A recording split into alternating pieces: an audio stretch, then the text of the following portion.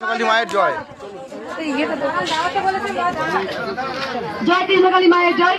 খুব আনন্দের খবর।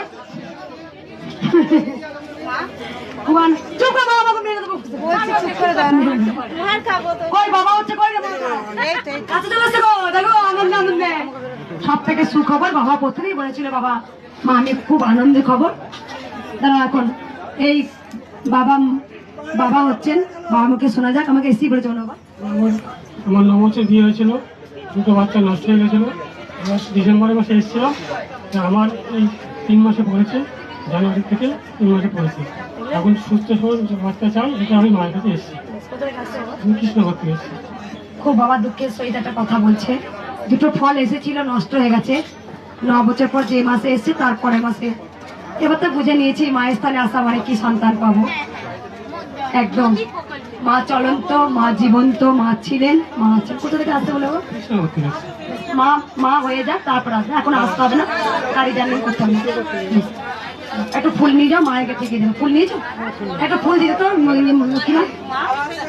না, মা মা করবে না। এটাকে মা বলি কদিনই গানে গান মা মা একটা কথা বলতে হবে।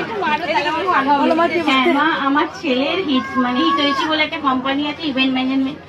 তো ও ফাংশনের প্যাকেজে কাজ করে, মানে ফাংশনটা করে টোটাল প্যাকেজে এটা হয়। তো ফাংশনে যখন স্টেজে আর্টিস্ট উঠে গেছে, সেই সময় হঠাৎ করে বাস্ট করে পুরো অন্ধকার অন্ধকার হয়ে গেল। এবার পাবলিক যদি দ্রুত ঝাঁটা করে তাহলে তো কি যে হবে। আমি তো কাঁদতে কাঁদতে ঘরের মধ্যে ওই ফোনে মাকে বার করে ধূপ জেলে দিয়ে নাম জপ করছি। সঙ্গে সঙ্গে খবর এলো যে সব লাইট জ্বলে গেছে। আমি বাসায় করতে পারবো না। আমি শ্রীরামপুর মাহেশের রথ যেখানে বিখ্যাত, ওইখানে আমাদের বাড়ি। মাহেশের রথ জগন্নাথ বাড়ির ওখানে আমাদের বাড়ি। শ্রীরামপুর ওখান থেকে আসতে বুঝতে পারছো, সঙ্গে সঙ্গে দেখি ঘরে বসে মা নাম জপ করছে। ওকে ওকে কেউ যদি ভালোবেসে ডাকে না, ও যাবেই, ও চায়। জানো তিনি ও বাচ্চা রূপে এসছে। মা বলো তোমার কি উপকার হয়েছে? হ্যাঁ মা, আমি নৈহাটি থেকে এসেছি। আমার এমনি অম্বল গাছে খুব প্রচুর উঠতাম আমি। হ্যাঁ ভালো হয়েছে, আমার যেতাম তো এখান থেকে এদিকে যেত না।